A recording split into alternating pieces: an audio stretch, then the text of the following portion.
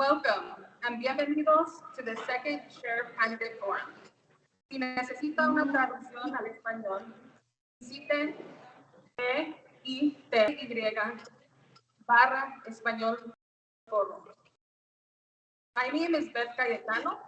I am a teacher at Antelope Valley High School, a member of the Alliance for Black Student Equity, and co-chair of Cancel Contact AV Coalition Steering Committee. And I will be one of your hosts tonight. Hi, my name is Juan. I'm sorry.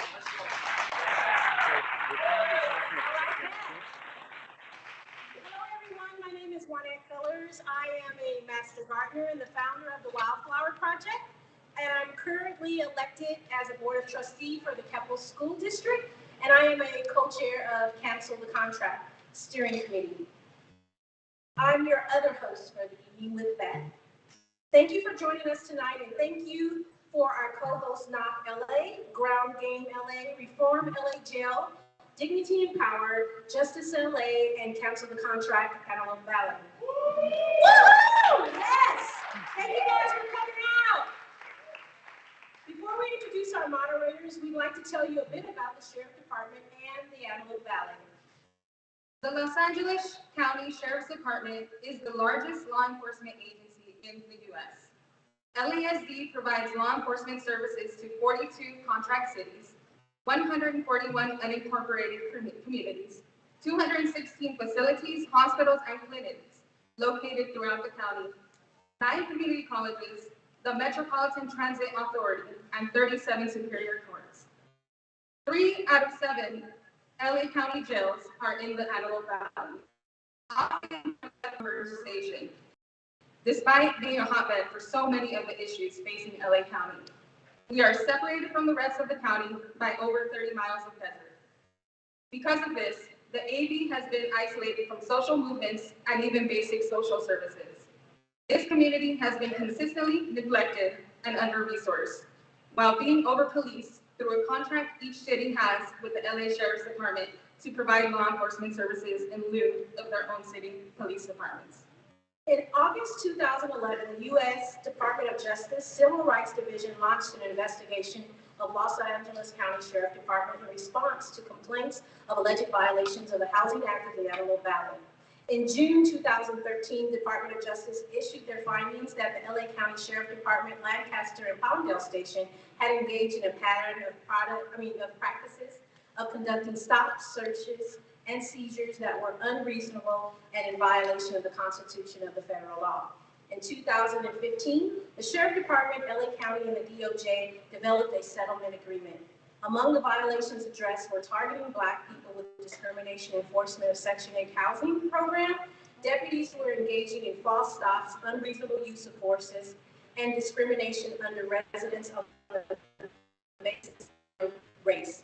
In July 2020, progress report from the monitoring team to the presiding judges, the open letter describes a disturbing lack of progress on key areas, including use of force, complaints, crime practices, as well as our concern about a lack of accountability and follow through at the highest level of the LASD administration. Moderating tonight are writer of Knox 15, The History of Deputy Gangs in the LA County Sheriff's Department, and Arthur Calloway II, Cancel the Contract Antelope Valley Steering Committee member and founder of Vote Your Power Back. Let's let the forum begin.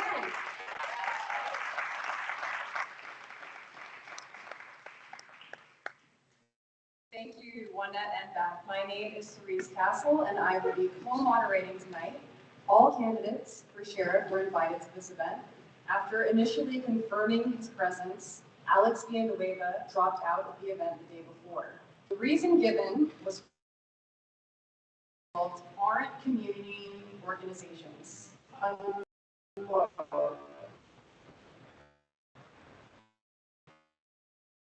Organizers of this event were very clear about the organizations hosting the forum when he was familiar with the work of these community organizations, as he has disparaged many of them before. In fact, some supporters were able to hang some signs outside of the forum This afternoon, Jones Workford, Robert Luna and Cecil Rango declined to join this nonpartisan forum. Robert Luna again cited a scheduling conflict. For our last forum, we received a tip that he attended the meeting of an organization whose endorsement he had already secured instead of this forum.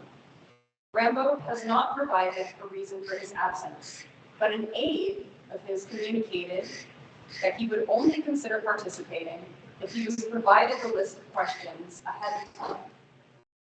April Saucedo-Hood told us that she would be in attendance, but informed us just a few hours ago that she had decided not to come after all. Eli Vera and Matthew Rodriguez will not be attending. Both provided recorded opening statements, and they have agreed to answer the questions in a private interview, which we will make available alongside the recording of this event. Carla Carranza is still en route to this event, and she will be joining us via phone with the help of our production assistant, Donnie. Thanks, Donnie. Tonight we'll be asking questions of the candidates for Los Angeles County Sheriff who will appear on the June 7th primary ballot. These questions will cover contracts, budgets, accountability, with the section focused on how these issues relate to the Antelope Valley specifically. Throughout the night, we will receive some questions with information delivered by the members of the community to help the audience better understand the questions that will be asked. Please be warned, we will be discussing deputy violence tonight. Candidates will be called in a random order. Before each question, we will alert the candidates how much time they have to answer. Our time checker will hold up signs when they have 15 seconds left and when the time is up. The ballots are over here. Should our fact checker determine that a candidate has shared false or misleading information, we will attempt to provide the audience with factual information. If the candidate not clearly answer a question, we will ask for clarity. Therese will start. Thanks so much, Arthur. All right, so now we will begin with opening statements. You will have 1 minute. First up is Britta Steinbrenner.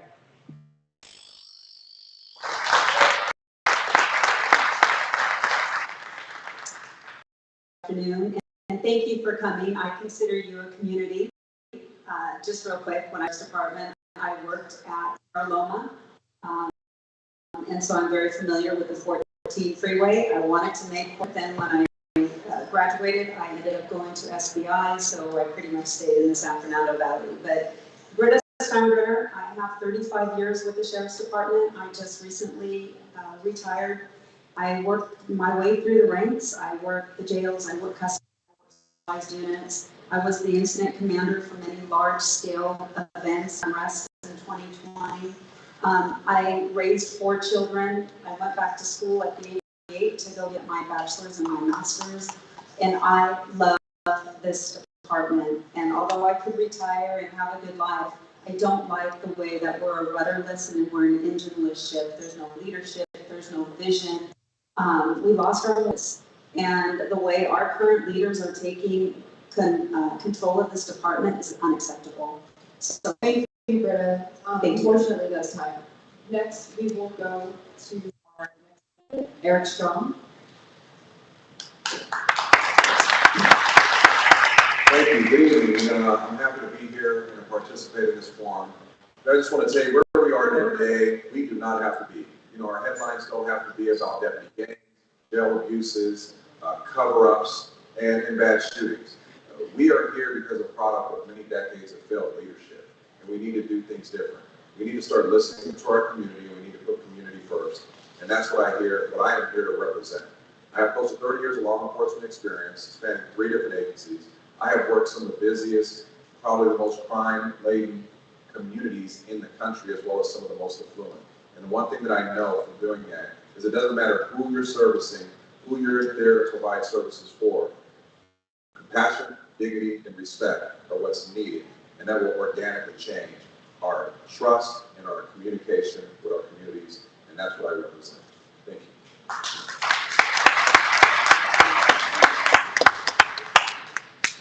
Next, we will go to Carla Carranza.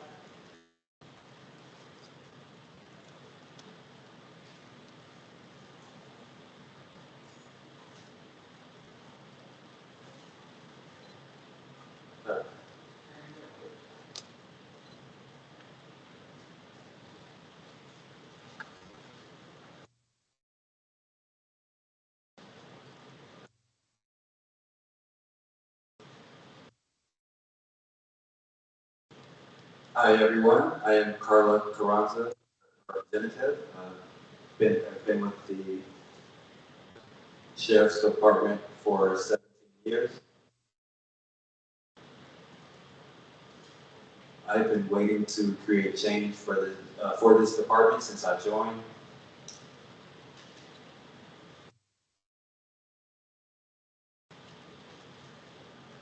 I've waited and served the community since the time I joined.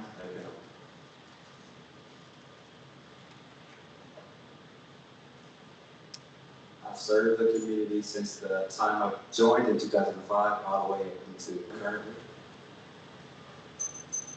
Through the jails, the courts,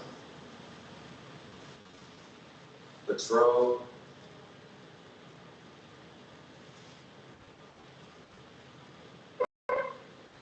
and the Community Partnerships Bureau, which is the county cops team, which services unincorporated areas, which help with crime saturation and intervention programs. I'm looking forward to showing the new leadership, transparency, and accountability from the top. Thank you. Thank you, Brian. I believe that that is the hardest job that I've ever seen at a candidate for. You did amazing.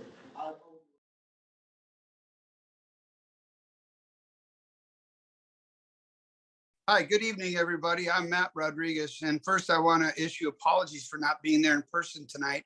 I actually have a conflict with an event in South Pasadena. But I do want to thank everybody for giving me this opportunity to group. And I also want to tell you how much I respect Knock LA and all of the supporters and all the hard work that they've done on reaching LA County Sheriff's Department. I agree with everybody that we have issues in the organization that we need to address. Tough issues, deputy cliques, subgroups, deputy gangs. And as your next sheriff of LA County, I want to address those issues and be transparent about it. I'm the one candidate that went on the record and said that I stood up to those cliques. I refused the tattoo. And as we go forward, and I'm your next sheriff of Los Angeles, I want to bring you to the table. I like bringing people with alternative opinions of mine. I learn most from groups that are questioning us and digging deep on what we're doing. I want to be transparent. I'm appreciative of what we do. And I'm the guy that started with the respect-based platform. In other words, we respect the people, we respect law enforcement, and we respect the rule of law. Respect-based leadership. We treat everyone responsibly, ethically, sensibly, professionally, empathetically, civilly, and transparently. Thank you.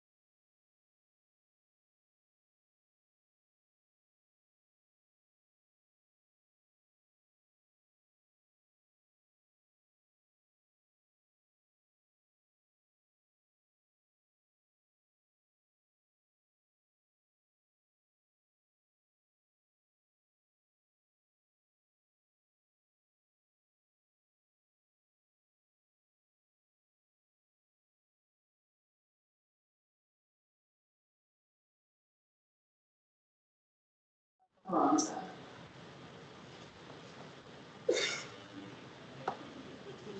And Donnie, just a tip, I think it would be much easier if you just held the phone up to the microphone and let Ms. Carranza speak.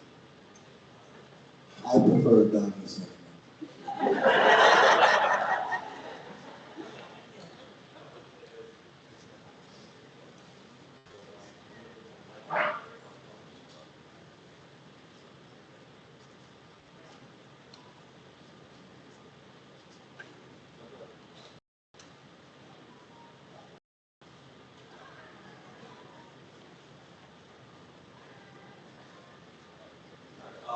you repeat the question one more time? Of course.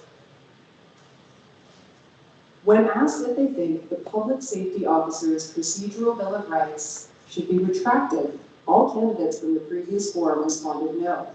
Public agencies and citizen oversight boards have reported that COBRA has made it difficult for them to fully investigate alleged misconduct because it has been applied much too broadly. You have 45 seconds to explain your answer as to why you don't believe COBRA should be retracted.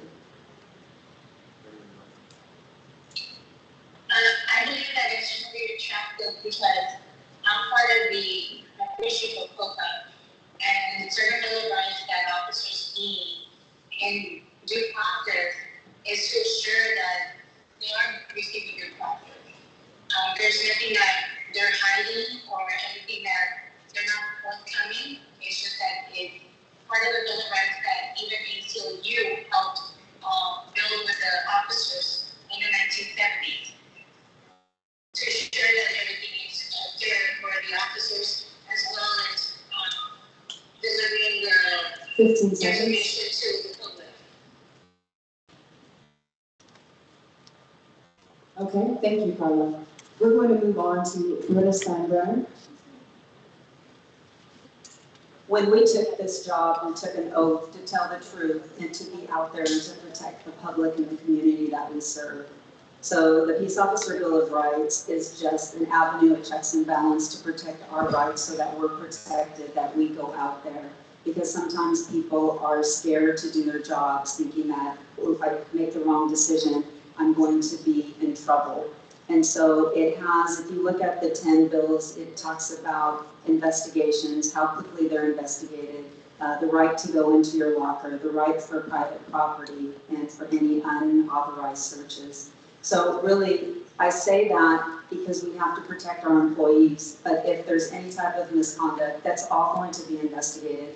And I, for one, as the next sheriff, will not tolerate anybody who lies, takes advantage, or misrepresents the department or the community that we are protected to serve.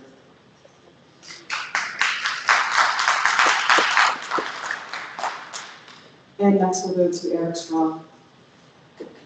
Yeah, I worked in internal affairs for many years, and I was the unit commander of our advocacy bureau, which has our 5 county council attorneys. And here's what people need to remember.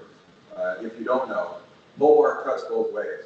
It does give officers and deputies protections, just as any union would for the grocers or health workers, but it also gives departments the ability to order a peace officer to talk, to order a peace officer to give a statement. It gives us the ability to go into their lockers and conduct investigations. If we did not have MOBAR, we would actually end up defaulting back to their right to not self-incriminate, and we wouldn't have anything. So it actually gives the public administrative access to statements that we wouldn't otherwise get, as well as the other protections. But it also, remember, it is an amendable document. Thank you.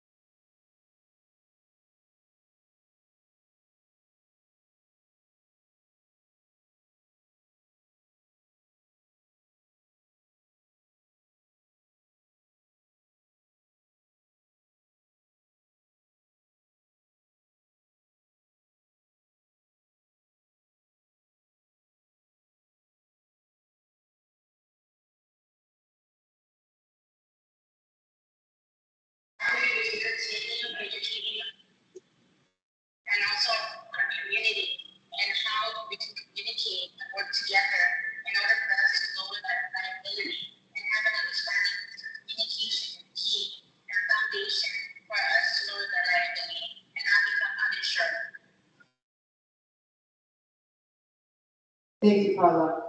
Eric, you're up. Thank you. You know, I remember years ago when the insurance index went up from 6% to 9%, and that's a huge hit, for especially for small cities. I mean, that's a six-figure dollar. And here's what we have to do.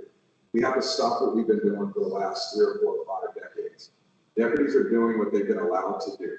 The uses of force, the shootings are occurring because they've been allowed to do it, and the department spends a lot of time what I call writing it right. They WRITE, it's RITHT, which means they put a lot of effort into justifying these things, as opposed to looking at the facts, holding them accountable, and holding people according to what the standard should be, which is force, especially lethal force, which is our biggest payouts, should be when it's absolutely a last resort and not just when we can. We got to change the mindset. We got to change the culture. We got to change accountability.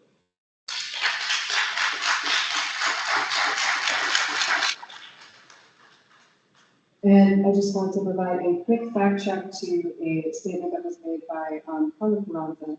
In February, the Chief Executive Office approved a one-person custody assistant, or 40-person, one 40-person custody assistant academy class for March and April, one deputy academy class, as well as the hiring of an additional 20 new deputy trainees and 2 executive promotions.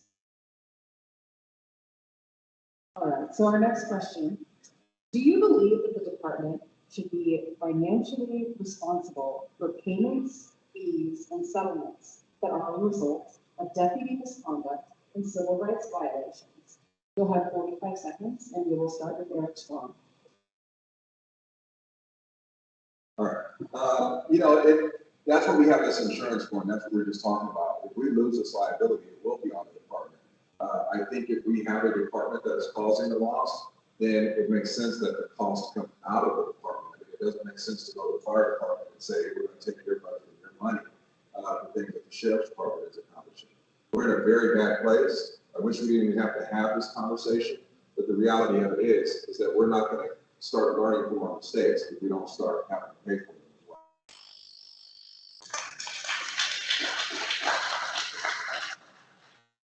Next, we will go to Carla Ferranza, and I will give the question again.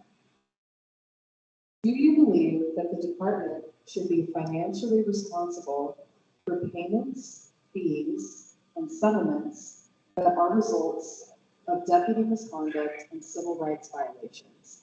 We'll have 45 seconds. Accountability is the responsibility of the department, and these were involved in misconduct.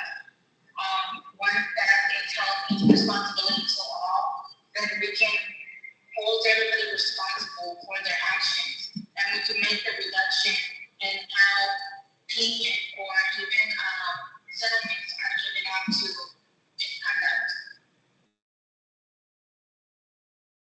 Can you hear me? Yes.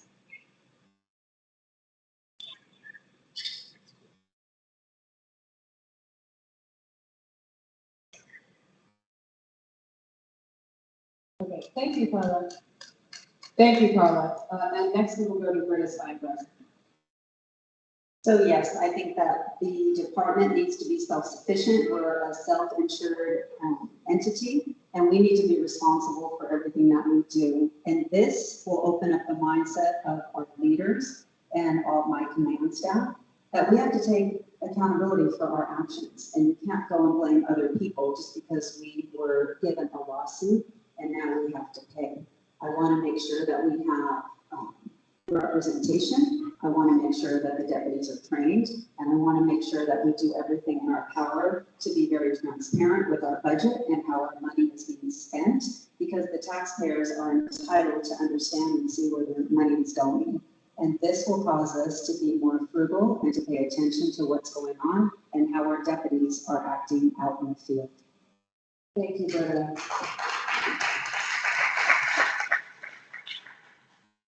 All right, so to keep things fresh, we are going to be starting rather than ending the series of yes or no questions regarding today's topic of contracts, budgets, and accountability.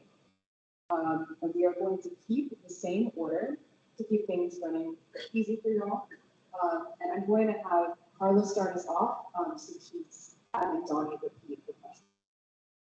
All right, so first up, I think it'll be easy if you all stand and come to. Thank you, candidate. All right, so our first question, and this is yes or no only, please. Do you commit to not using the Olympics and its accompanying contracts as an excuse to request more funding, hire more personnel, or grow the department in any way? First, Carla Carranza.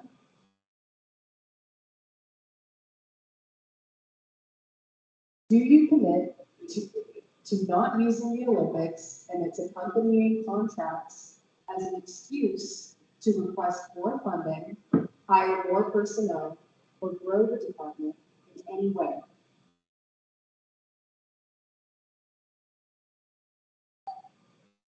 No. Next, we will go to Eric Strong. Yes. Britta. Yes. Next question. Current Sheriff Alex Villanueva fired the department's chief financial officer, along with a dozen others, upon winning the election in 2018. The announcement came via an email that was leaked to the press ahead of the dismissals. If elected, would you hire a new CFO? Carla? I'm not question one more time. Force. Current Sheriff Alex Villanueva The department. fired the department's Financial officer. along with a dozen others, Upon winning election. 2018. The announcement The came announcement via came an email via an that email was leaked to that the was press leaked to the press ahead of the ahead of the dismissals. dismissal. If elected, If would elected, you hire a would you new hire a CFO? new CFO?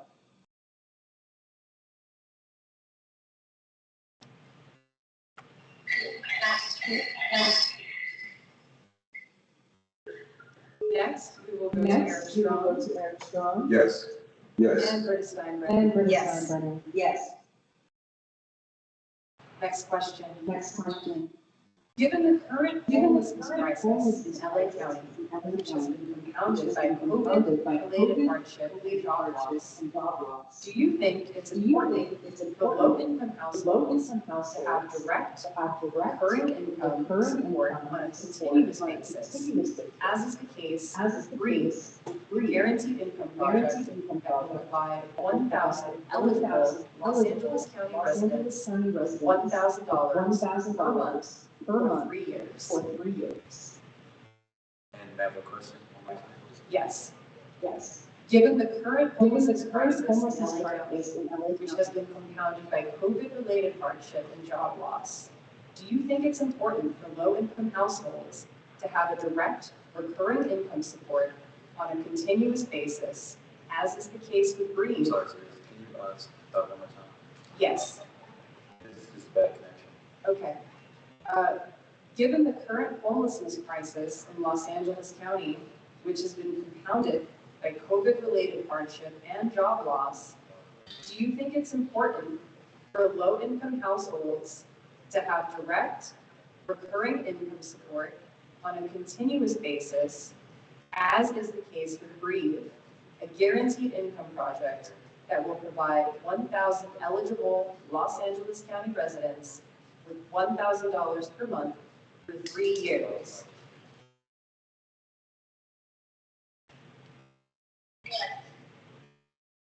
Next, Eric Strong. Yes. Yes. Thank you, Britta. Sorry about that. And we did receive answers from Eli Vera and Matthew Rodriguez on this.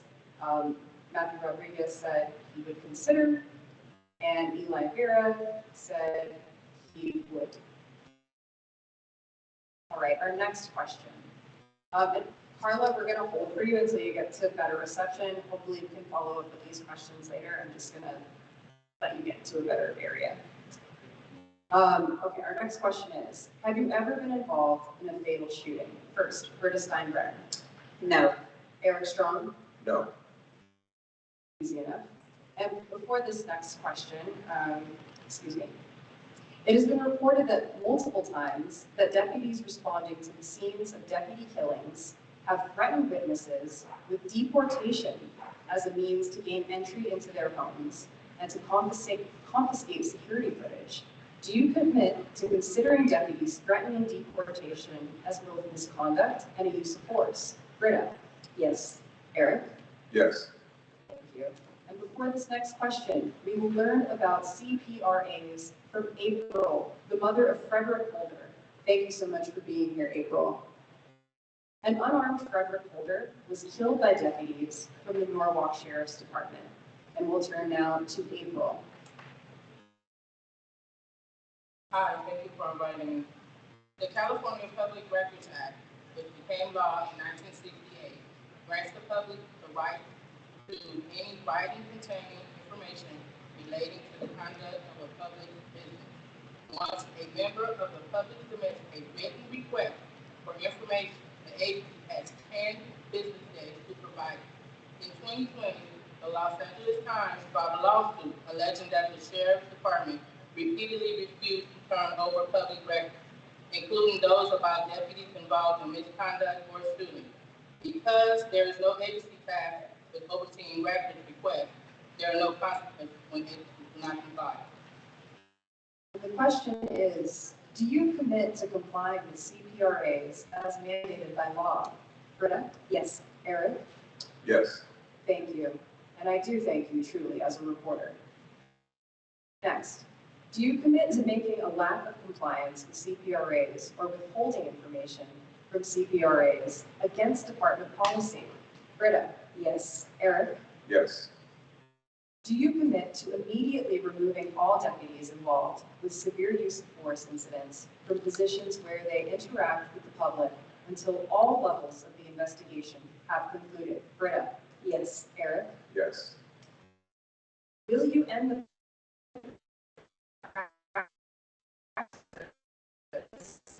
after a use of force incident until the investigation by the department and the district attorney are complete? Britta? No. Eric? Yes. Do you or will you accept campaign donations from the unions of workers you'd be expected to hold accountable as sheriff? Britta? No. Eric? No. Thanks for the yes and no section. Now, today we have a former LASD deputy and whistleblower here to ask a question. Deputy Angel Reynosa worked at the Lancaster station in 2019, where he observed LASD personnel targeting civilians on a basis of race. After his training officer told him to lie on a report, Reynosa attempted to blow the whistle to higher ups. He immediately was placed on desk duty. While walking across the station parking lot the following day, he was shot by a still unidentified gunman. LASD's own report catalogs airsoft pellets and metal BBs that were found in the area. Reynosa was fired shortly afterwards. The department initially charged Reynosa with 4 felonies and a misdemeanor and insists that he made the whole thing up. Let's hear Angel's question. There are a large number of deputies in this department who have experienced corruption and were then faced with retaliation for reporting or attempting to report the corruption. As sheriff, what policies would you create and put in place to not only protect deputies from retaliation, but also encourage deputies to report illegal and unethical practices? You will have 90 seconds to answer this question, and we will start with Eric Strong. First of all, I want to say that you're not alone in this, Angel. Again, I worked in internal affairs for many years, and this is unfortunately a reality within this department. And again, it becomes from failed leadership. So my wife is actually experiencing the very same thing right now, retaliation for reporting things and whistleblowing and reporting moldy bread being served and reporting her actual executives. So you are not alone. Number one is we will have policies that will protect whistleblowers, will protect people from doing the right thing. We will have policies just as strong as our sexual harassment policies that talk about retaliation. We need the same thing to protect our deputy sheriffs, and we will have additional oversight that will make retaliation of that sort, I believe it should be dischargeable, because it's basically sending a bad message. It's also allowing people to say, hey, you know what, it's okay for me to threaten you and intimidate you to keep you from doing the right thing. It's just not acceptable. Not only will we have those policies, it will be very, very well known that we need to stop ostracizing the people that are doing the right thing. They are just simply doing what this job and this profession has called on them to do, and that's to protect people. So when we in the top leadership actually ostracizes the people doing the right thing, it sends a very bad message down here, and it's something I won't tolerate at all.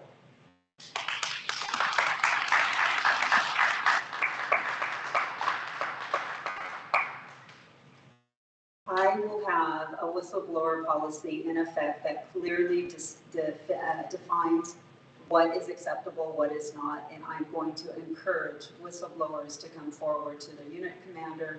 I will have a phone number, anonymous number that they can call in, and then also make sure that supervisors protect them and that their best interests are put at the forefront of the operation. I will tell you, when the East LA Banditos, the Kennedy Hall incident occurred, I received 3 of the whistleblowers at my bureau, and I met with each of them, and I told them that they're welcomed into my bureau, and if there's any issues that occurred, that they're to come to me directly. And we didn't advertise the fact that they were whistleblowers. Didn't want it. And number 2, they just wanted to be part of the bureau, and we put them throughout the bureau. Nobody knew, and they didn't have any problems. It's unfortunate that our department right now is so critical, and if once the truths are found out, they're embarrassed and they're doing everything they can to cover it up, as we see what's going on currently with the use of force caper that we have. But we have to be very honest and transparent, and I would rather ask for forgiveness than to keep hiding the truth from the people, because then you have no credibility in me. And it takes a lot of strength for somebody to come up and to report something that's going wrong.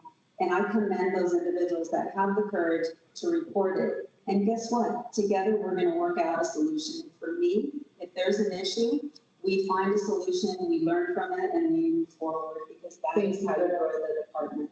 Thank you. Thank you. In the past, the Sheriff's Department has participated in programs that result in the donations of military equipment, surveillance equipment, and surveillance programs.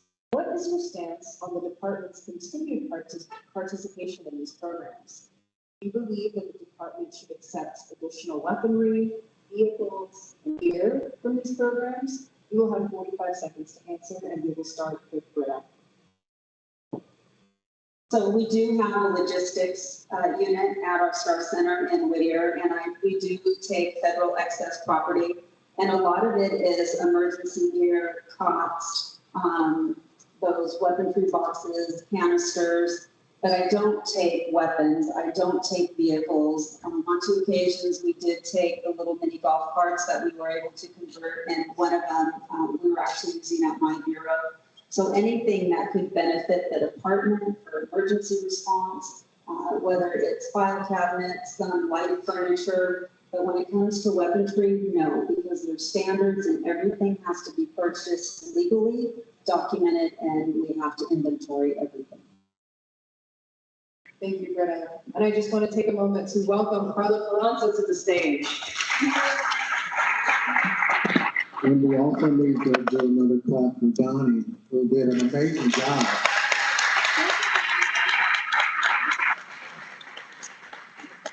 All right. Now we will go proceed with this question. Eric Strong, do you need the question again, or are you good to go? Okay. Military. Yes, sir. So we do receive what they call military surplus, and we don't need any more weapons from the military. We don't need weaponry, but we do receive a lot of things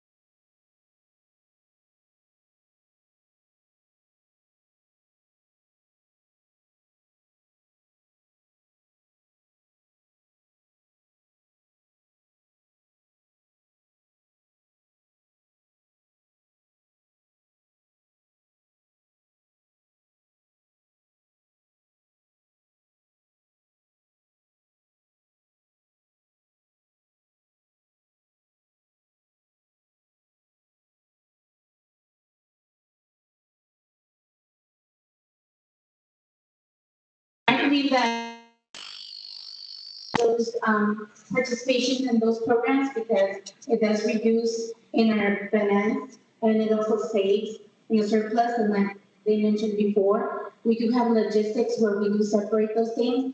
And for us to update in the weapons, we don't have the updated weapons in our department. And when we're fighting against crime out there who are victimized, which is you guys and us, they're more advanced. The criminals have more advanced weapons than us. And active shooters in schools, do you want us to go in there to what? Just a handgun? We need weapons that are gonna be fighting against crime. We need to be stern as well. Now, we get the surplus, the uniforms came from the military. That's fine. And because you weren't here before, I'll just let you know, green is 15 seconds and red, or orange, my apologies, that's stop. Okay, she will let you know with those times. And our next question. We have seen numerous accounts of bystanders filming law enforcement officers being harassed, dissuaded from filming, and even arrested.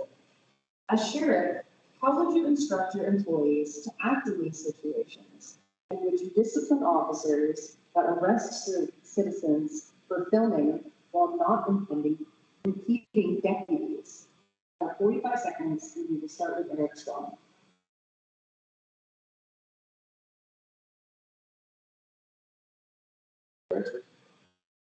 Yeah, first of all, when I first came on, I mean, if you had a camera to begin with, it was about this big, and everybody knew what it was. But I was taught not only by my training officers, my supervisors, but my parents. If you're doing what you're supposed to do, you really don't care if the camera's on.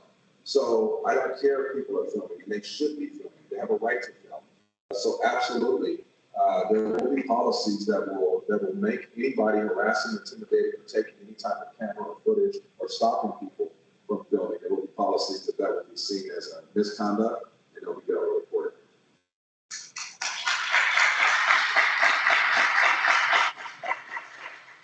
Thank you, Eric. Next we will go to Carla Carranza.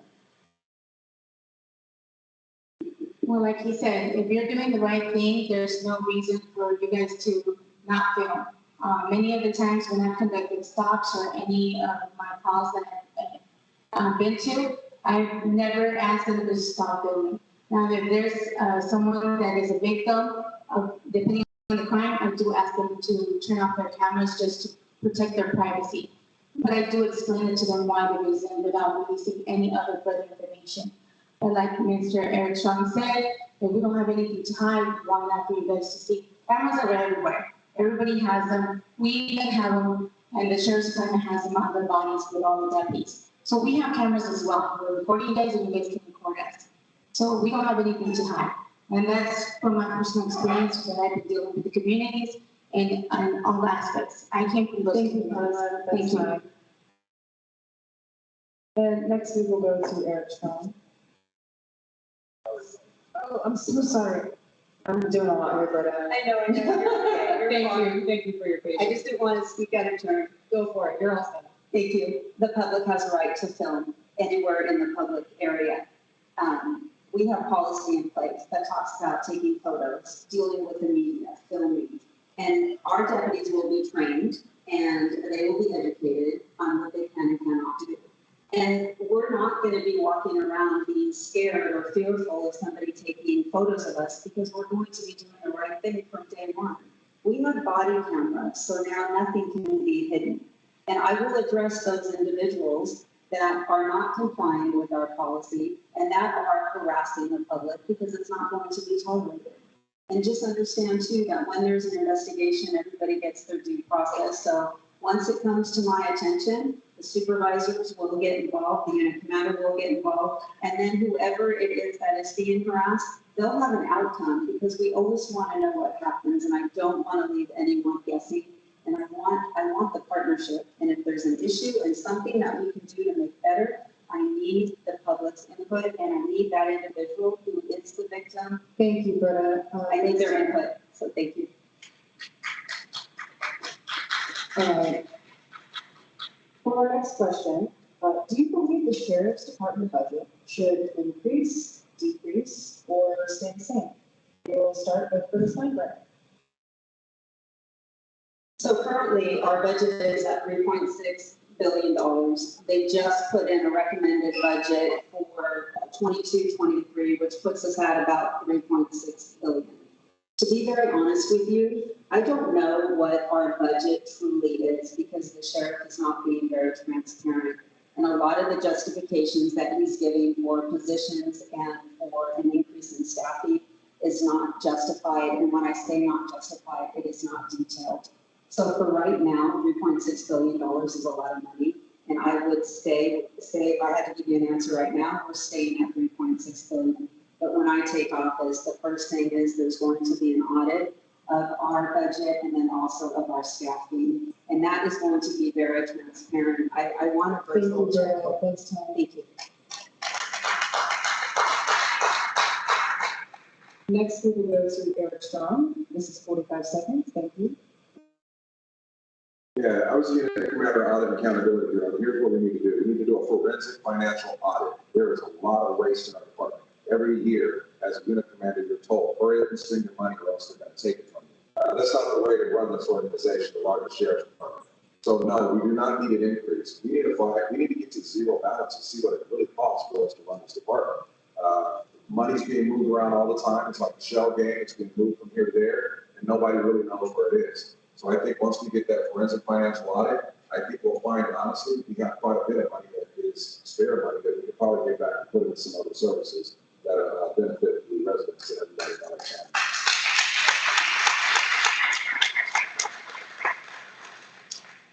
county. And now we'll go to Paula Kwanzaa. They have 45 seconds.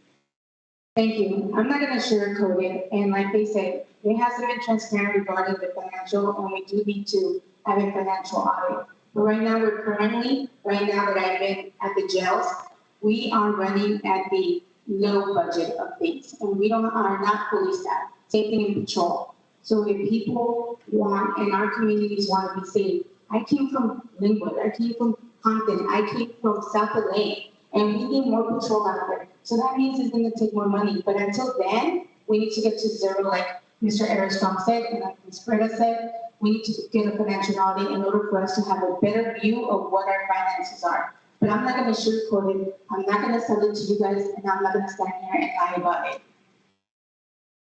Thank you. And I just want to give some brief clarifications to the audience. There are currently 5 ongoing audits of the finances of the Los Angeles County Sheriff's Department as we speak. And the second point, the Sheriff's Department has hired or promoted more than 1,900 new employees under the county's hiring freeze. Our next question, in the interest of time, candidates, I would like you to say increase, decrease, or stay the same. Do you believe the amount of department personnel should increase, decrease, or stay the same? Britta, you'll start us off. Stay the same for right now. Thank you, Britta. Eric? Stay the same. And Carla? I'm currently working in jails, and trust me, we're low. It should be increased. Thank you, Carla. Do you believe the amount of I guessed that. And to prepare for our section on reimagining public safety in the Antelope Valley, I would like to ask a couple of questions to set the stage first. What does public safety mean to you, and how does the Sheriff's Department provide it? You'll have 30 seconds, and we're going to start with Eric Strong. Public safety means service. We are there to provide just that, public safety. What we should be doing is dealing with a lot of the homeless, the addiction, and mental health issues. We're not going to find solutions to those that are sustainable inside our jail cells. So what we need to be doing is being out there and enforcing laws and providing public safety for every citizen and every resident and every person in LA County. And that really, when we take all those other things off our plate, it really frees us up to go and deal with the things that we really need to do. Thank you, Eric. Next, we'll go to Paula Kwanzaa. You'll have 30 seconds. For the past 5 years before I was promoted, I was part of the community. We did intervention programs for at-risk youth between the ages of 11 to 15, where we worked closely with families that were involved in drugs, that were homeless, that that had issues, that didn't have anywhere to go. And we provided the services that we needed through the resources that the sheriff's department had at the time. And it's not being high spotlighted with the programs that we do have for the communities out there. And we do service a lot of the families out there. So I'm not gonna sugarcoat it, I'm not gonna sell you guys something, and promise you guys something that I can deliver. That'll be time. Next we'll go to Britta. So public safety means community policing to me. That means creating a community where the residents feel safe, secure, and welcome. That means that there's interaction with the deputies, you have supervisors supervising, that we have town hall meetings, that business owners feel welcomed and that they're productive. It is us, the Sheriff's Department, providing an environment for all the citizens, so whether you work here or you live here, that you want to be in this community. Thank you, Brian.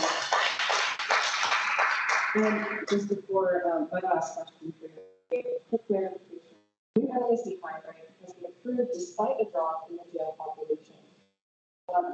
And in what ways, if any, do you believe the department detracts from public safety? You have 30 seconds to respond, and we'll start with Private Counsel. I can tell you right now, working at Twin Towers, that there's an increase and we are full. Every night we are full when we have inmates. So when we're trying to give them service in declines, but we also get them from up north and we get them from everywhere. But again, if you guys need the facts, then the facts are there, but I don't know what other facts you guys are getting from. Sorry for it to interrupt. I just wanted to give you a chance to answer the question. The question was, in what ways, if any, do you think the Sheriff's Department detracts from public safety? Sometimes it detracts by losing focus in what community policing is and building that relationship with the community. At times, currently our leadership is involved more in fighting with the board of supervisors in providing and increasing the patrol of safety to communities and giving them what they deserve, the families of not being victimized and re-victimized each time. Thank you, Carla. Next, we will go to Britta Steinberger. So currently, our department is detracted from public safety because our current sheriff is more worried about himself and destroying the relationships with other community leaders. He started with the board of supervisors, the CEO, he started with elected officials. And honestly, it is very embarrassing. And that's where all the focus is, because it's like he's a cowboy and what is he going to do next? And the whole idea for us is to help you. Thank you, Britta. And Eric. When we over-police Black and brown communities, when we violate the trust, and when people don't feel like they can come to us and talk to us, we are detracting from public safety. We're fighting with our board of supervisors, and we cannot get the resources that is needed. We're detracting from the budget in terms of not giving sustainable solutions, as I said, to our mental health and to our addiction. And, I have family members that have suffered from this. So we're detracting when we violate the public trust, when we abuse the people that we're entrusted to serve, and when we overuse our authority.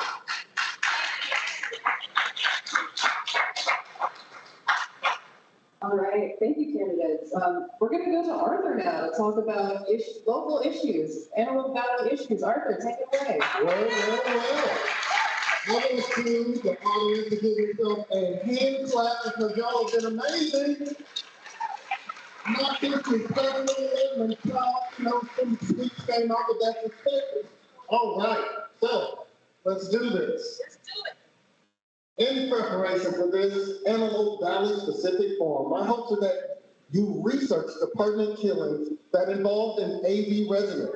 Please choose one incident and give an example of how you would have prevented it from happening in the first place and improve transparency during the investigation.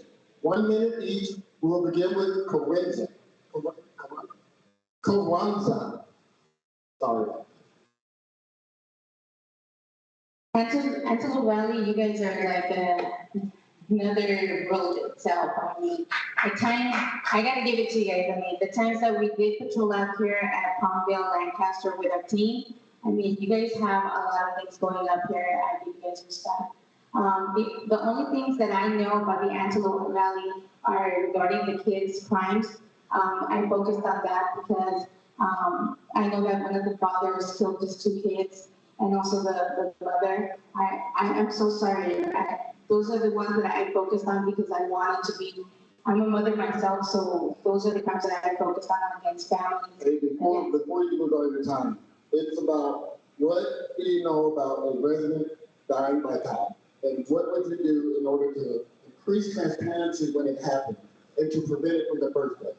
And if you can't answer it, all you gotta do is say, I can answer it. And then Well, I don't know specifically somebody, but the way I can create transparency is to have that information available to the public and work together with communities and also work together with the leaders and also to be transparent. And if anything else has to happen with the district attorney, then that's what we need to go forward and do. So transparency is very important in communication. Awesome, thank you. Eric Strong. And I will say this, there has been a lot, and I've been researching a lot, so please forgive me if I get it wrong. But Deshaun Tisdale, I believe, is one of the people that was killed here in Antelope Valley. What we need to do is we need to change our tactics from the legally justified standard of when we can use lethal force to when we absolutely must use lethal force. And that has to be the only standard that we operate on. Right now, we have deputies that are using force because they can. And we have people that are trying to justify it and right it right. Transparency is going to come with releasing body cams. You know, the citizens and the community pay for the body cams with taxpayer money. So they shouldn't have to turn around and pay again to fight to get the video released. So transparency with policies that we're going to set in place, where we're going to have it stated wherever it is based on county council, whatever it is. Releasing video doesn't change the facts. It doesn't change what happened. So accountability, transparency, and just being open with all of our investigation processes. Thank you. The transparency part and the what you would do in order to increase that is great, but that was South LA, but they're doing that, but not at the Antelope Valley. Steinbrenner? So forgive me for not remembering the names, but I was watching several of the videos and 2 were, one, there was a DUI, there was a chase, deputy stopped the vehicle, and there was probably about 6 or 7 deputies that took and dragged the driver out of the car and just started punching. Then we had another one where they took another one out of the car and they had one of the deputies pointing the gun at the suspect's head while he was handcuffed. These are just examples of actions that is not tolerable, and that is not how we're trained. What the public sometimes doesn't realize is we get trained to think about situations, whether you have a minute, a second, or 30 minutes. We're there to think it and find a resolution. And then once force is used, once the suspect is compliant, we stop.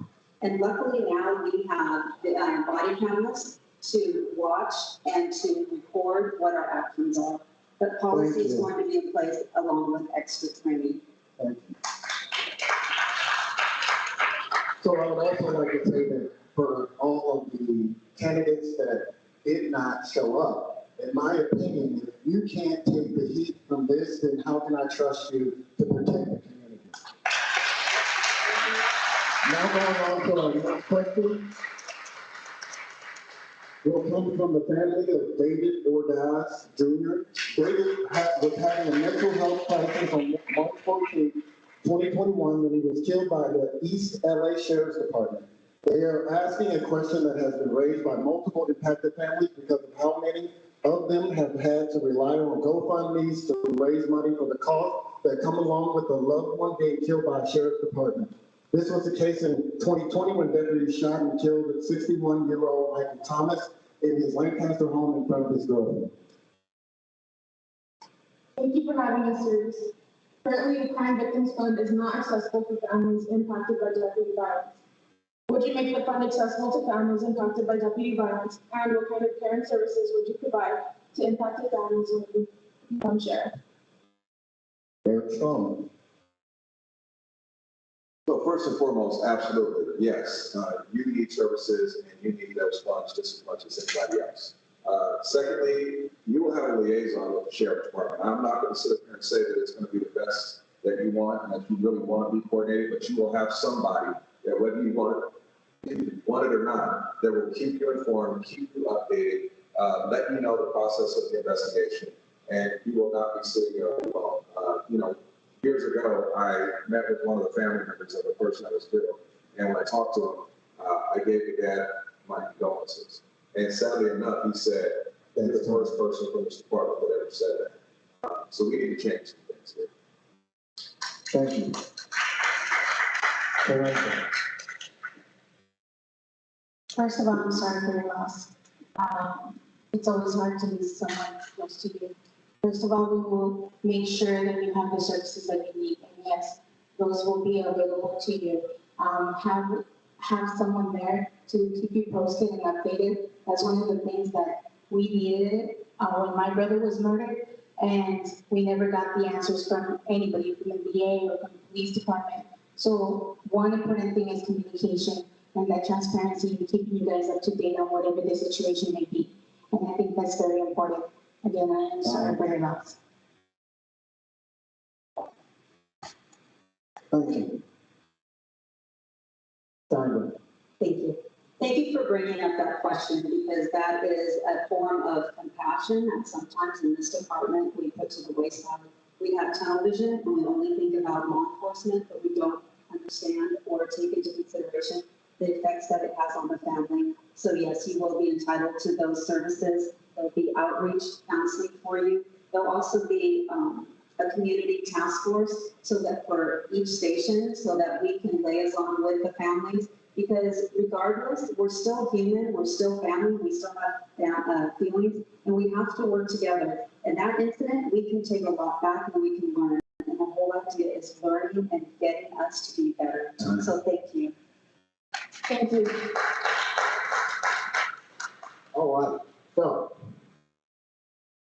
as an AV resident, I'm told over and over that if deputies get to know the community more through events like ice cream with the cop, walking with the cops, coffee with the cops, that it would address decades of systematic racism along with the policy and violence that disproportionately impact the Black and brown community.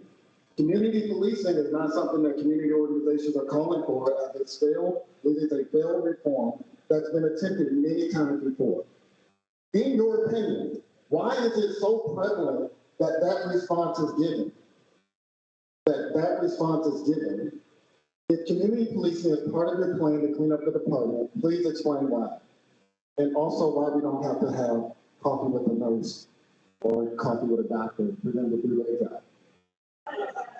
You have 45 seconds to answer the question. Let's start with Steinberg. So I believe in community policing because I was raised on this department when I went to patrol in 1989 on community policing. And that's where I, as a deputy, knew who my residents were. I knew who the business owners were, the business districts, and you build a relationship and you know what's going on. And if there's a problem, it gets addressed. You have supervisors that are out there. They are integrating themselves and they're supervising and they're paying attention to what's going on. You have a station commander who goes to town hall meetings so that you can address issues and resolve them. We don't have to have coffee with a cop. I want after-school programs for our youth and for our seniors. I want the deputies to go to different events. I want to rebuild some of our problematic patrol stations so that we have community centers, so that we have athletic fields, so we can bring the community together. We have to bridge it down. And it's not just for today, but it's for the future.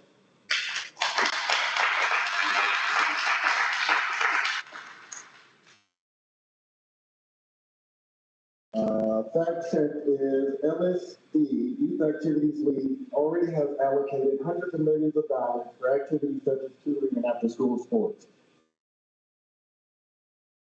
And I just would like to say I would rather counselors and, social workers in the school instead of cops, so. Eric Stone. Yeah, I think community policing is a buzzword that has become popular, and I don't necessarily agree with it.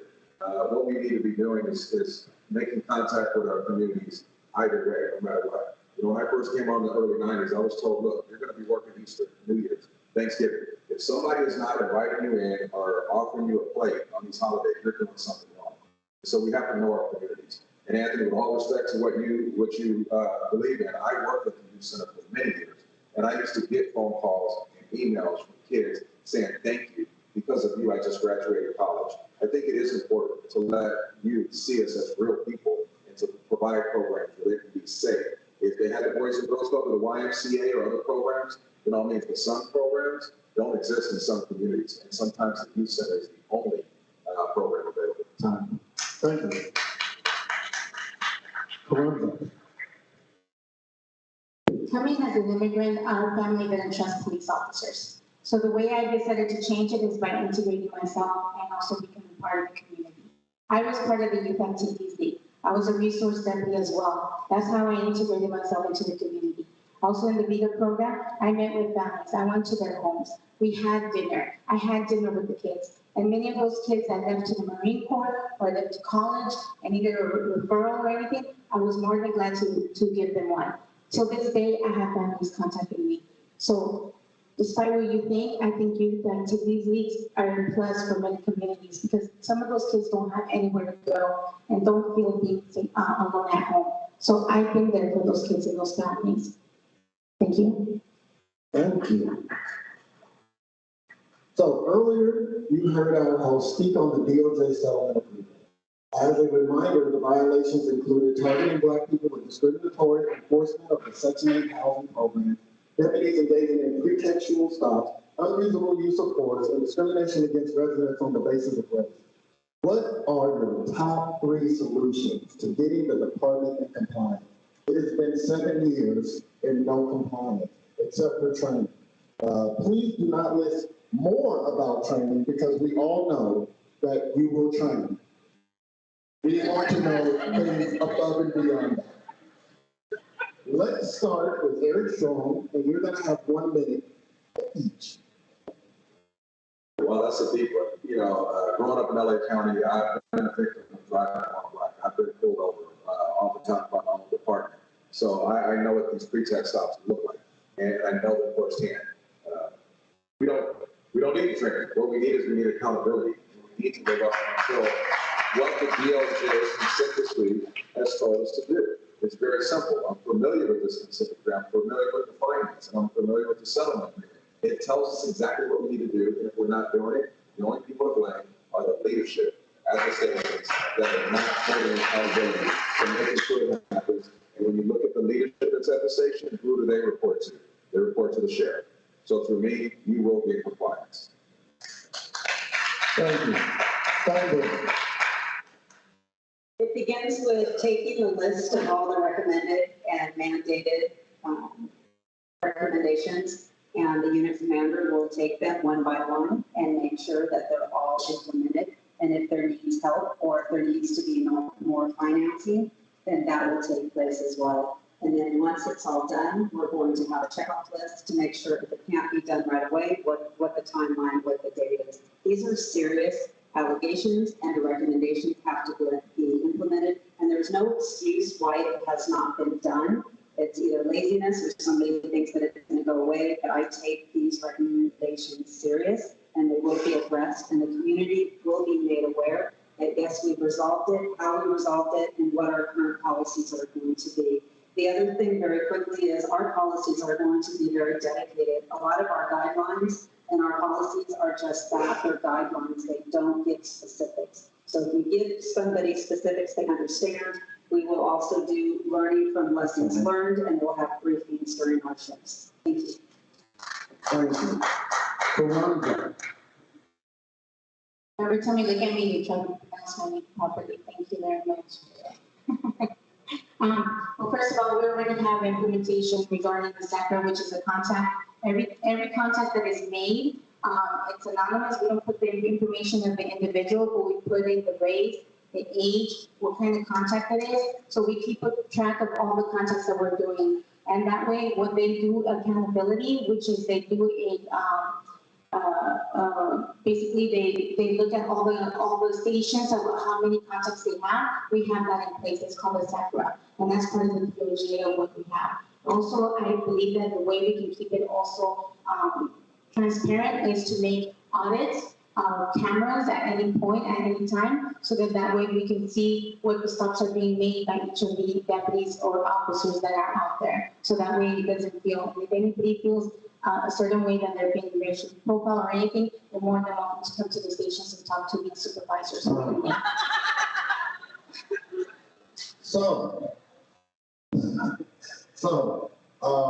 Next question. Often law enforcement is asked, how will they protect housed people from the unhoused when data tells us that unhoused people are disproportionately the victims of violent crime? How would you go about providing safety to the unhoused residents in the AP? You have 30 seconds. Time limit. So I have a homeless plan that is on my website, but I really wanted to take Miraloma facility and I want to transform it into a housing facility.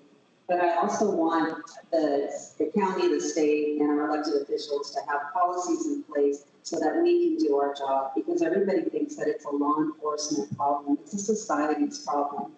But out in the field, I'll make sure that I have additional mental evaluation teams on hand, make sure that we have the de-escalation and verbal technique training to make sure that we have, when we contact these individuals, that we have all the resources available at the point of contact so that we can get them placed. It's not about housing, it's long-term. Can we motivate them? Can we get them medical and dental?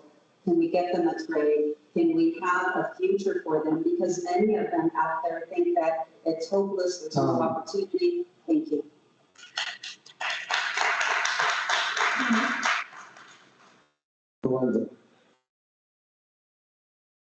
The Sheriff's Department has already been implementing the HOST team, which is the Homeless Outreach Program, and also the MET team, which is the Mental Evaluation team, which work in hand with the DMH, which is the Department of Mental Health Department. In the last 5 years, they've been going out to calls to handle certain situations to provide resources not only to the unhoused, but also to families that are dealing with people that are having drug abuse or are unable to be housed and have assistance. We also have resources like 211. If you download 211 or www.211.org, you can also find information in there. But it's in hand with working with and caring with partnership with other people.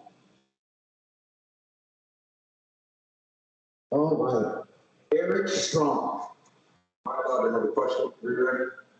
No. Okay. Okay. Okay. Often law enforcement is asked how they will protect housed people from the unhoused when data tells us that unhoused people are disproportionately the victims of violent crime. How would you go about providing safety to the unhoused residents in the AV? You have 30 seconds. Thank you. I thought that's what the question was. I've been talking about it for a minute. Everybody looks at trying to protect, as you said, the housed from the unhoused, but oftentimes the unhoused are actually targeted victims by predators. So they need the same protections and the same safety as anybody else. They need to have access to law enforcement services. They need to be able to make a phone call, and they need to be able to have maybe ambassadors or liaisons out there that can check in with them, because oftentimes they don't get a chance to report the crime until much later. So that's going to be part of ambassadors or liaisons that can make contact with them and ensure that they're getting the reports that they need. All right. The city of Compton has had a contract with the Sheriff's Department since 2000. Compton has accused the city sheriff's station of fraudulent billing and is seeking millions of dollars in damages from Los Angeles County. West Hollywood, another contract city, has recently discovered that they have been getting overbilled. What mechanisms exist to measure whether contract cities like Palmdale and Lancaster are being overbilled for the use of their substation? We will have 45 seconds. Let's go with Strong. So we have mechanisms built in to count the minutes. It's, called our rap sheets. And these mechanisms are there. And what we need to do is start auditing. Oftentimes I'm seeing, and I believe it, that deputies are being reported as working and providing minutes and they're actually off. So, we can have an audit. There's a lot of databases, there's a lot of documentation out there. If we're using a deputy's employee number, saying that they're providing services, we can also use their employee number to check their scheduling, to check whether they're off, whether they're off IOD, whether they were working that day. And also, we can also use GPS as well as some of our cameras to find out where they were and what citizens they were providing. So it's going to come from oversight. And we're going to probably bring in additional oversight, outside oversight to help facilitate that. Thank you. Correct. We have the Department of Accounts and Credibility, where they do checks, and they do check for the minutes, like Eric Strong said. We do have where we have the MDC, where it does track all our calls and tracks our minutes, and also from the cameras, where they're, anytime they're activated when we respond to any calls, and all those minutes are tracked. So those accounts and accountability, we do have a department that do their checks every month and also quarterly, and they give those reports. If any of them are under, they have to provide those reports to the contract cities so they can be transparent, because it wouldn't be fair for the cities not getting the full service that they deserve. So there's a fact check. LA Board of Supervisors has been requesting audits of these minutes. The LASD does not disclose internally reported usage of officer time in spite of multiple requests. So Steinberg. So when we have a contract, we have to supply 98 to 102% of the minutes. The sheriff most recently talked in his Facebook accounts that we're only supplying 70% of the contracted minutes, because he talks about shortages. So the cities have to contact the Contract Law Enforcement Bureau, and they have to say, we want a counting of our minutes. We want a copy of the rap sheet, which shows the minute allocations for all of the ranks that they have. And then there has to be some follow-up. Are the positions being filled? Are they being filled with ghost cars? Are they still carping? The cities have the right to have that documentation, and as your sheriff, you will have that. Contract law will have a report that shows you how your minutes are being compiled for the month and then also for the year, because if not, you as the city are entitled to either refunds or a credit for the next month. And I've experienced this because at County Services Bureau, I have 14 contracts, and I have to make sure we're in compliance. Thank you.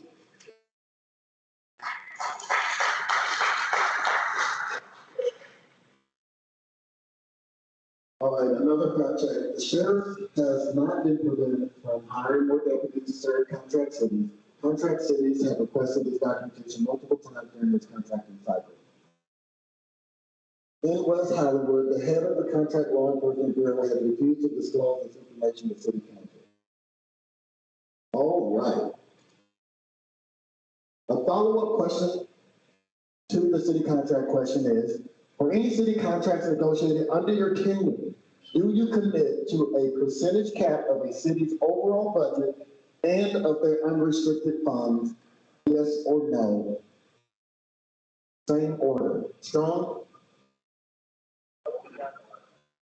For any city contracts negotiated under your tenure, do you commit to a percentage cap of a city's overall budget and of their unrestricted funds? Yes or no? Yes. Carranza. Carranza said yes. Yes. Steinberg. This is a really important question. Can I ask you to repeat it, please? Yes, ma'am. For any city contracts negotiated under your tenure, do you commit to a percentage cap of a city's overall budget and of their unrestricted funds? Yes or no? Yes. All right. So, the AD Union High School District spends more than $1.8 million a year on a contract with the Sheriff's Department to police our schools. There has been significant pushback from the community about this contract. The officers that are put on campus also don't have any type of training to work with kids. They go on with the regular training that they have for dealing with adults. As sheriff, what part of the community play in the contract decisions? So to clarify, will you listen to the community if the community says they do not want cops on school campuses? 45 seconds for each, starting with Carranza. Well, I was a school resource deputy at Lenoir High School, but I will take into consideration all the community's input. If they don't want officers in their schools, and for whatever the reasons may be, lack of training or lack of the understanding for kids.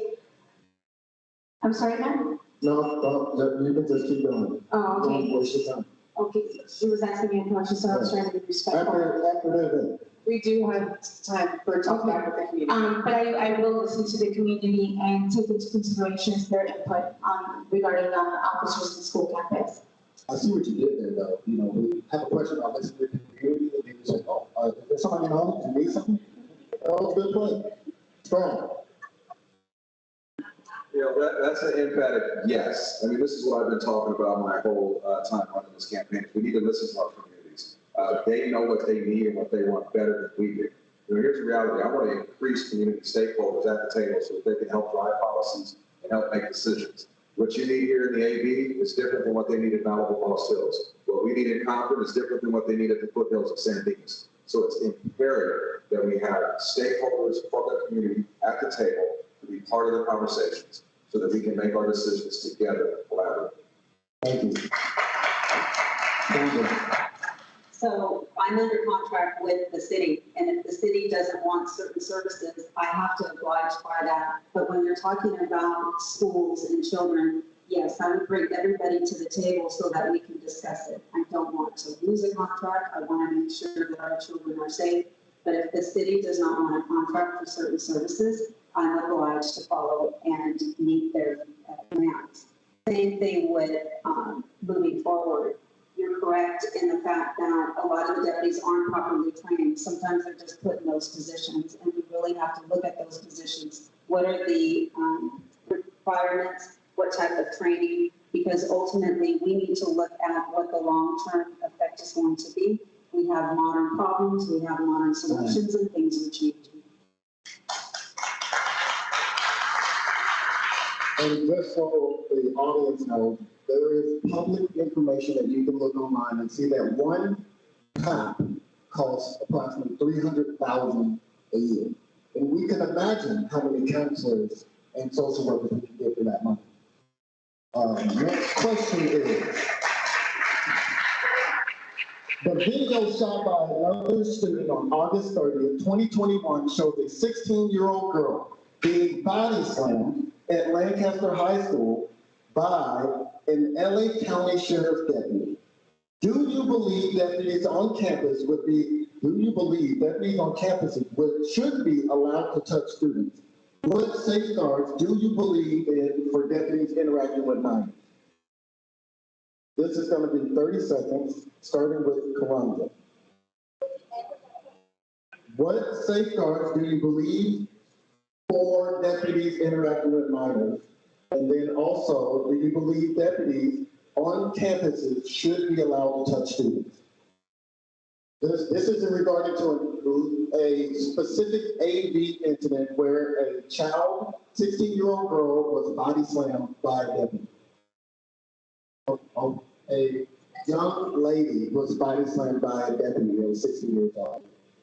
I don't know all the circumstances of it, but just based on what you guys are telling me, I don't believe that, he should have put his hands on her. He should have called at least for somebody else to come in, either a counselor or a principal, before, any of those situations get escalated.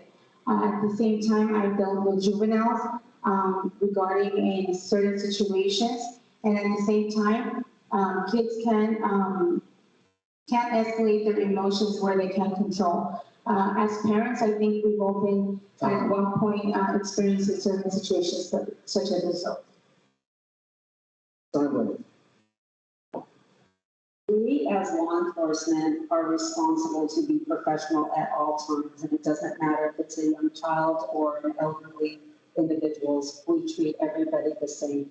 I don't have all the circumstances with me, but that's unacceptable. It will be fully investigated. The outcome of the investigation will be shared along with the lessons learned. And that's one thing that we used to do is training videos, and I'm going to make sure that we do those again so that we can grow from these experiences. There'll be apologies, there'll be reform efforts. All right, so, Strong, you're up, and please speak towards, should the deputies be allowed to touch students? And then what safeguards are you going to put in place so that these type of instances don't happen? Yeah, so I did see that video. I'm very familiar with it, and it was ridiculous. There was absolutely no reason for that deputy to take that action. As a force instructor on the department, I can tell you it's not what we train.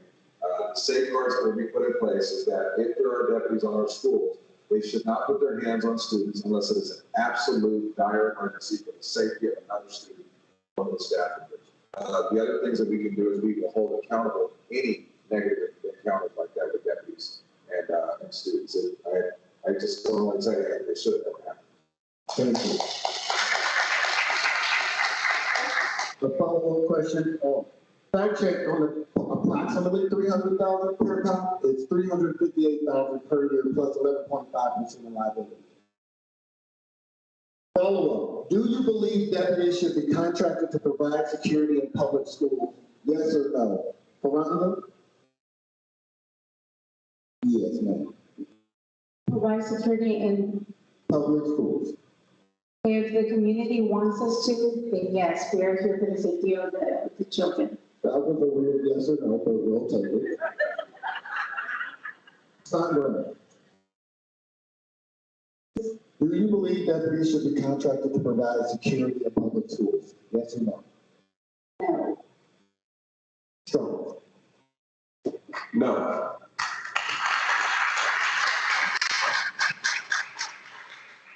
What is the first thing you would change in LSD if you became sheriff? Veronica. I would change the deputies' interactions with the community. I believe that we need to rebuild that communications and transparencies with the community and start to sit down in order for us to build that communication and bridge between us. Thank you. Sandra. So I need to surround myself with a commands team that is diverse, that is willing to change and change the image of the sheriff's department. And then we're going to be addressing the increases in crime. Then we're going to be looking at the homeless, and we're going to look at fiscal accountability. And then I'm going to have a CFO on day one when I take office, so we can have that financial accountability. But then also building and rebuilding the relationship with the Board of Supervisors, the Civilian Oversight Commission, and our community leaders. Thank you. Strong. Day one, we have to change the mindset and the culture. That's not going to be an overnight fix. It's decades and decades of failed leadership. And what we have to start with is at the cornerstone of every contact is based on compassion, dignity, and respect. Right now, we have a department that for years, they don't even treat each other on the inside. That's what these deputy gangs and quicks are about. It's about divisiveness, and it's about diversion to what we really should be doing on the inside. So if we can't treat each other right, how do we expect that our deputies are going to treat the community right? So the mindset and the culture, the expectation of nothing less than respect and dignity, as well as true transparency and accountability, is what we got to start changing from day one. Awesome. Thank you. And you know we do it in the ABD fact check all the way to the last question, right? There is no data that indicates that there is a rise in crime. Let's not say that. Thank you. That was the last question. No? I thought it was everybody? I'm sorry about that. So I went out of order. Now it's time for closing statements. And don't you think we won't? We can't check this closing statement, okay? So be careful. 1 minute each. Please start off, Steinberg. New leadership, policy, substance, and compassion is what is needed to change this sheriff's department.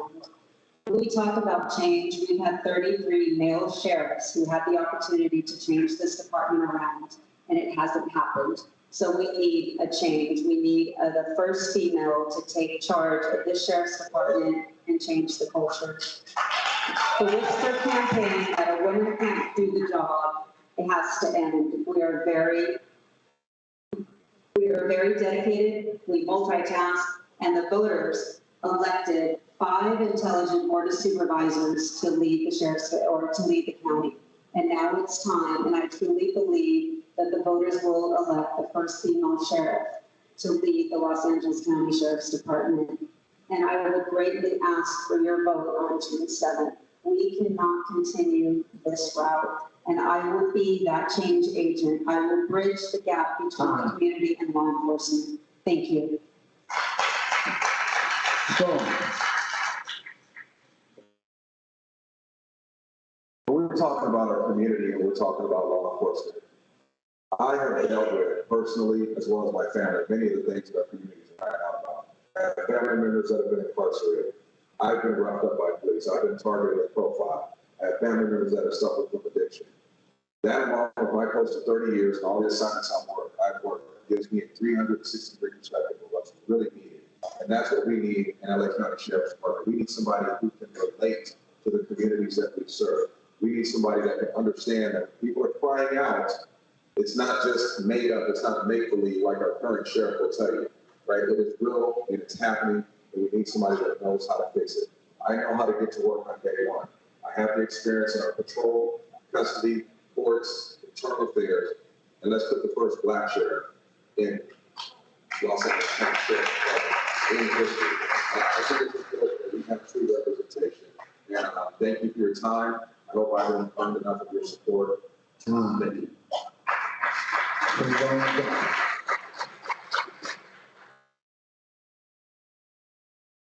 Coming as an immigrant and being part of low-income families and my family being even a victim of crimes and even losing a brother to gang violence, I learned that going back to basics and new leadership and transparency is what we need in this department, and accountability from the top.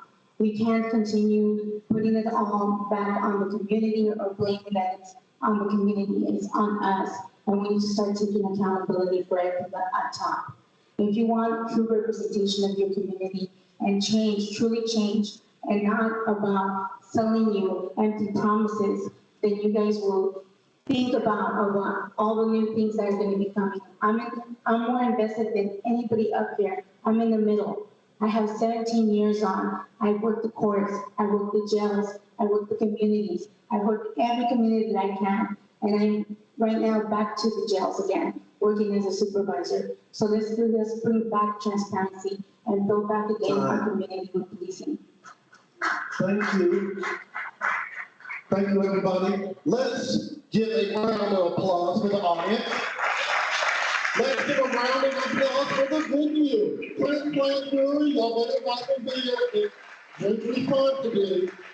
There's non-alcoholic stuff available too. We will now welcome our hosts back to the stage. After they close out the stream, we'll invite the candidates to stick around to take questions from the community. And before our hosts close us out, I do want to play the opening statements that were submitted by Matthew Rodriguez and Eli Vera, who were not able to be here today, but they were able to send us in some statements. I'm just pulling this up for you. Oh, you good? All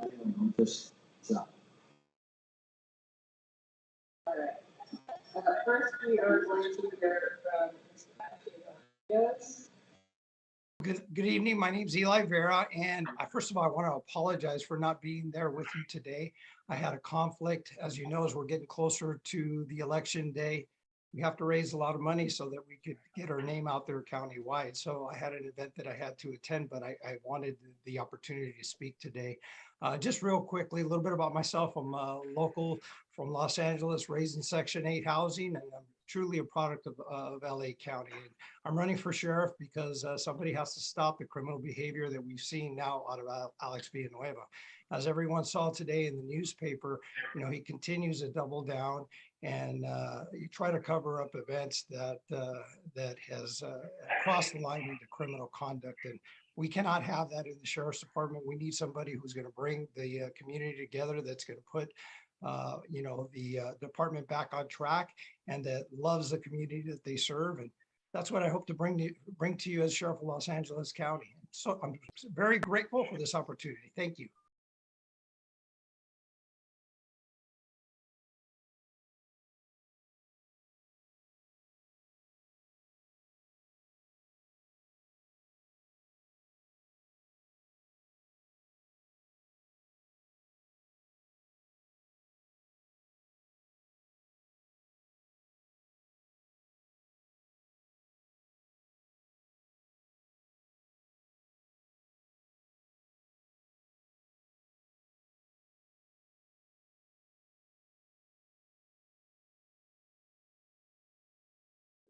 I mean, that means that LA Gas actually exists, right?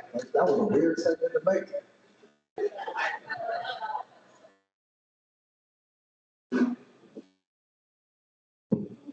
All right, and now we are going to hear from Eli Vera. Good evening, my name is Eli Vera, and first of all, I want to apologize for not being here with you today. Conflict, as we know, as we're getting closer to the election day, we raise a lot of money, so we're laying out there. So I didn't look at that. Just real quickly, a little bit about myself. I'm local in Los Angeles, raised in Section 8 housing, really a product of LA County. Running for sure is something that's to stop the behavior that we're seeing now on the street. As everyone saw today in the newspaper, it continues to double down. On the cover of events that is across the line. We cannot have that in the sheriff's department. We need somebody to bring the community together that's going to put the department back on track and the gloves of the community that they serve. That's what I hope to bring to Bakersfield, Sheriff, Los Angeles County. So I'm very grateful for this opportunity. Thank you. All right, and we'll go back now to our hosts.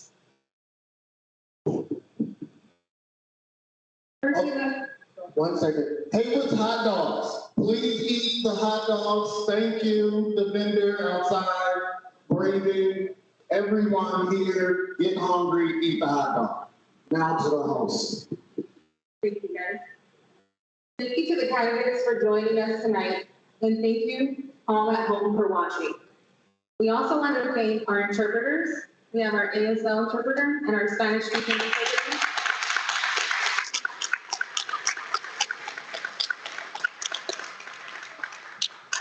We'd like to thank Council of Contact Antelope Valley's partners for this event, Reform LA Jails, Gifted Empower Now, Justice LA, Knock LA, and Ground Game LA.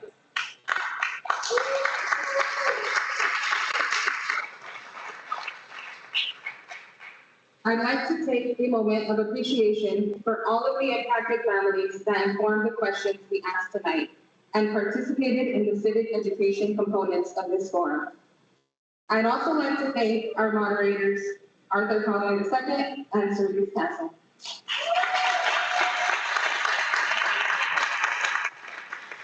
I just want to say this as the co-chair of Council of Contract, this is not scripted, this is live.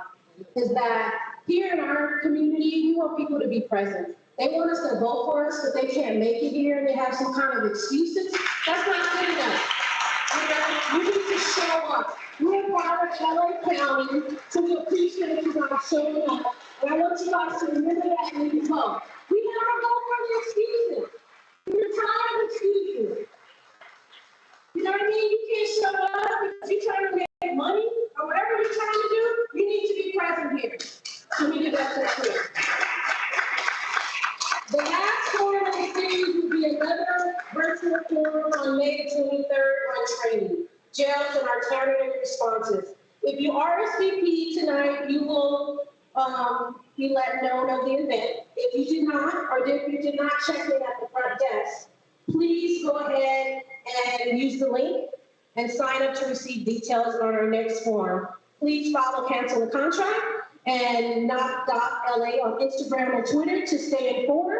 So again, I want to thank you all here. We're going to take questions from the candidates that are present and the ones that we will consider voting for here in the Antelope Valley. All right? So thank you all. Good night.